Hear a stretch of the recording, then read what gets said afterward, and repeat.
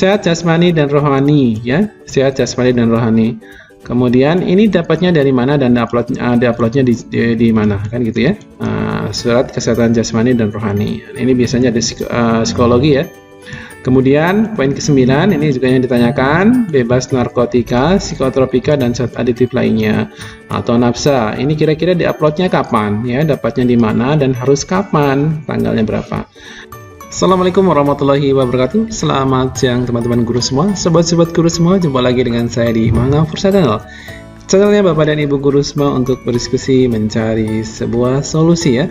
Baik teman-teman guru semua, kali ini saya akan membahas salah satu pertanyaan yang sudah dipertanyakan oleh teman-teman guru semua terkait dengan pemberkasan PPK dalam jabatan untuk tahun 2022 ini ya. Dimana salah satu poin penting di situ ya, dimana surat keterangan sehat, kemudian bebas narkotik dan zat aditif lainnya yang ternyata sudah dipersyaratkan. Banyak sudah menanyakan kira-kira dapatnya kapan, di mana, dan harus uploadnya kapan, tanggalnya tanggal berapa, gitu ya. Nah, pertanyaan itu sudah ditanyakan di Kemendikbudristek, bahkan Kemendikbudristek pun sudah mengumpulkan pertanyaan-pertanyaan terkait itu, yang kemudian sudah di-share juga teman-teman di halaman resminya ya. Baik, bagi teman-teman yang mungkin belum tahu halaman resmi Kemendikbudristek ya, kita simak saja video yang saya tutorialkan di sini ya. Baik, teman-teman semua, sebagai prasyarat ada poin tertentu yang masih membuat teman-teman bingung, tapi kali ini saya akan bahas tuntas di video ini ya. Tapi bagi teman-teman semua yang baru menemukan channel ini, jangan lupa klik like, share, komen, dan subscribe, dan jangan lupa juga untuk mendukung channel ini untuk aktifkan notifikasi loncengnya agar setiap kali upload video, teman-teman adalah orang pertama yang mendapatkan notifikasi dari channel saya ini. Oke teman-teman semua, kita mulai saja videonya. Teman-teman semua, di sini sebagai syarat peserta PPG dalam jabatan untuk tahun 2022 ini sudah teman-teman dapatkan tentunya ya. Yang pertama adalah guru di lingkungan Kemendikbudristek yang belum mengikuti program sertifikasi guru ya. Nah ini yang belum pernah ya.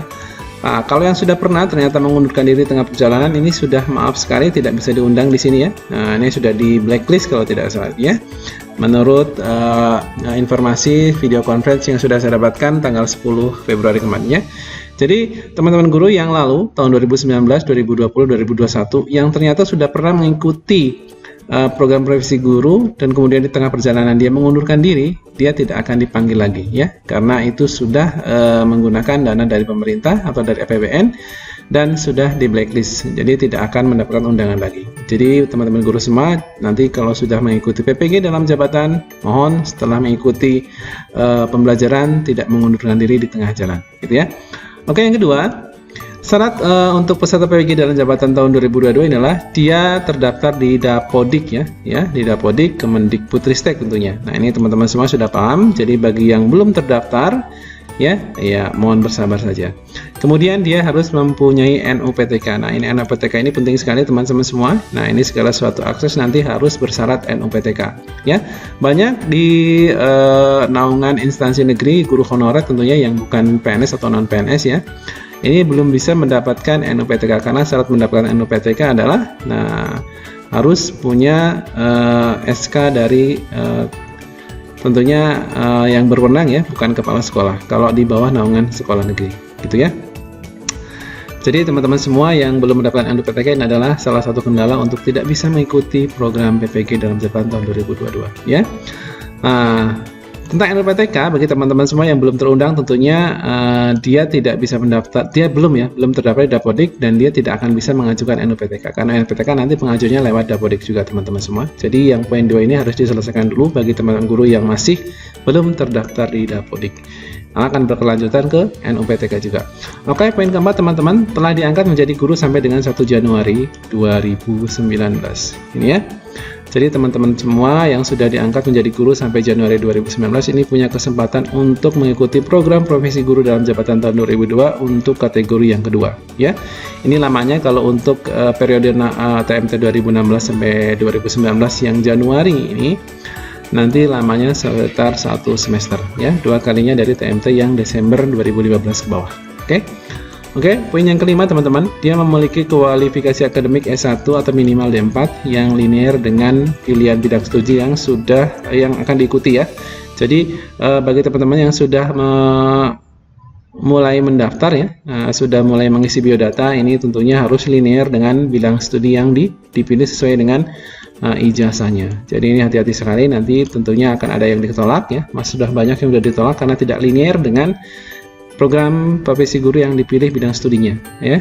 Jadi disesuaikan dengan S1 atau D4-nya ya. Ini ada yang ditanyakan juga, saya D1, bisakah ikut PPG? Tidak teman-teman, ini minimal D4 ya. Oke, poin ke-6, dia aktif mengajar selama 2 tahun terakhir, berarti 2020, 2021, dan 2021-2022. Berusia setinggi 58 tahun, jadi yang sekarang sudah usia 58 tahun ya, 58 tahun sekarang, ini sudah tidak bisa. Karena ini dihitung 58-nya dengan 31 Desember ya. Jadi sekarang yang sudah 58 ini sudah tidak bisa teman-teman ya. Jadi wajar saja kalau di SIM PKB-nya mungkin tidak terundang. Ini karena sudah tidak memenuhi syarat. Nah, ini poin 8 yang akan jadi yang akan jadi bahasan kita pada pertemuan kali ini atau video kali ini adalah sehat jasmani dan rohani ya. Sehat jasmani dan rohani. Kemudian ini dapatnya dari mana dan uploadnya di mana kan gitu ya. Surat kesehatan jasmani dan rohani. Ini biasanya ada psikologi ya. Kemudian poin ke-9 ini juga yang ditanyakan, bebas narkotika, psikotropika dan zat aditif lainnya atau nafsa. Ini kira-kira diuploadnya kapan ya, dapatnya di mana dan harus kapan, tanggalnya berapa. Nah, ini surat kelakuan baik ini dapatnya tentunya dari kepolisian setempat, cukup ya teman-teman semua. Oke teman-teman semua, untuk membahas untuk poin yang ini maka teman-teman semua hanya cukup melihat di halaman resmi Kemendikbudristek. Oke, saya tampilkan teman-teman semua. Nah, teman-teman semua tinggal tulis saja ppg.kemendikbud.go.id, maka nanti akan arahkan ke halaman ini teman-teman semua ya. Ada beranda profil berita dalam jawaban, maka nanti ini ya, answer and question di sini ya. Tinggal diklik saja. Nah, ini untuk menjawab poin yang tadi, teman-teman tinggal scroll ke bawah. Ini akan terus diupdate teman-teman. Berkaitan dengan pertanyaan yang sering sekali ditanyakan, teman-teman bisa dilihat di sini. Nah, ini ada SK saja yang diupload ke guru. Ini sebenarnya walaupun sudah jelas sekali di persyaratannya, teman-teman masih banyak bertanya di sini ya. Nah, tapi yang akan saya bahas adalah yang ini teman-teman semua ya. Bagaimana pembuktian sehat jasmani, bebas narkoba, berkelakuan baik, dan kapan harus diupload? Ini teman-teman bisa dilihat, tinggal klik saja di sini ya. Nah, ini surat sehat jasmani, bebas narkotik, dan berkelakuan baik akan diminta pada saat lapor diri ke LPTK bagi guru-guru yang telah lulus seleksi administrasi dan ditetapkan sebagai calon mahasiswa. Ini nantinya tentunya teman-teman nanti akan melewati tahap kedua, yaitu pretest dulu teman-teman. Setelah pretest nanti dinyatakan lulus, kemudian mengisi administrasi tahap kedua dan dinyatakan lulus juga, maka nanti teman-teman akan diarahkan ke lapor diri di LPTK yang sudah ditunjuk atau ditentukan oleh LPMP tentunya ya. Nah, di sanalah teman-teman baru nanti diminta untuk surat keterangan sehat jasmani, narkoba, kemudian dan surat keterangan berkelakuan baik, gitu ya.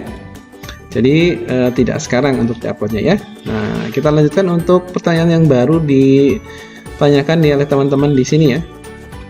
Apakah seleksi PPG tidak mulai uji kompetensi guru atau KG atau pretest? Nah, ini seleksi masuk PPG dalam jabatan 2000 yaitu melalui rangkaian seleksi administrasi dan seleksi akademik. Nah, seleksi akademik inilah yang dinamakan pretest teman-teman semua. Jadi ini baru tahap awal, untuk sekarang ini baru tahap awal pendaftaran. Setelah administrasi tahap awal lolos, maka nanti teman-teman akan diundang untuk melaksanakan tes akademik atau pretest teman-teman ya. Silakan teman-teman pantau juga di channel saya ini, saya juga sudah menautkan beberapa video untuk pembahasan soal-soal pretest ya, yang sering keluar, dan ini juga sudah saya alami sendiri menurut pengalaman pribadi saya. Ini soal seperti itu dari tahun ke tahun akan keluar terus ya. Saat ini sedang berlangsung pelaksanaan seleksi administrasi bagi yang tahap pertama ya, bagi guru yang akan lulus administrasi, maka nanti akan mendapatkan informasi pelaksanaan seleksi akademik. Nah, harus pretest dulu teman-teman ya. Banyak yang berpikiran ini berbeda dengan tahun sebelumnya, tidak melaksanakan pretest. Tetap ada pretest karena kuotanya itu jauh lebih sedikit dibanding pesertanya ya. Seperti video yang saya share sebelumnya, bahwasanya untuk PPG dalam jabatan yang TMT 2015 ke bawah itu sebenarnya kuotanya untuk tahun 2022 itu hanya 40.000, sedangkan calon pesertanya sudah 1 juta lebih gitu ya. Kemudian yang periode TMT tahun 2016 sampai 2019 itu kuotanya 20.000 ya, setengahnya dari yang tadi, dan calon pesertanya sudah 400 sekian ribu. Jadi sudah berkali lipat ya. Silakan nanti akan gugur, akan terseleksi ketika ada seleksi akademik di sini. Hati-hati di sini teman-teman semua. Kemudian, apakah guru yang telah mengikuti PLPG UTN 1-3 kali dapat diundang dan mendaftar PPG dalam Jabat 2022? Nah, ini bagi guru yang telah mengikuti PLPG dan UTN 1-3 kali dapat diundang dan mendaftar PPG dalam jabatan 2022 sesuai dengan basis data desain Kemendikbud ya. Guru tersebut dapat memilih bidang studi sesuai dengan linearitas. Nah, ini masih bisa ya kalau 1-3 kali ya. Tapi kalau sudah 4 kali dia gagal, dia sudah tidak akan bisa ikut selamanya gitu ya. Apakah guru yang telah mengikuti PLPG atau UTN 4 kali dapat diundang dan mendaftar PPG? Nah, ini yang baru saya sampaikan ya. Nah, bagi guru yang mengikuti PLPG UTN 4 kali tidak dapat mendaftar PPG, ini sudah dinyatakan tidak bisa mengikuti lagi gitu ya.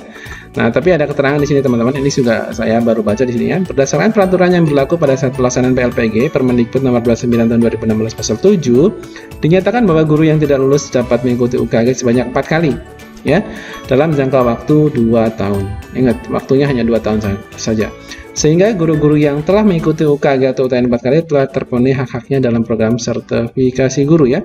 Nah, ini kalau 4 kali sudah gagal, mohon maaf, ini selamanya berarti sudah tidak bisa diajukan lagi untuk pendaftaran. Terima kasih teman-teman semua.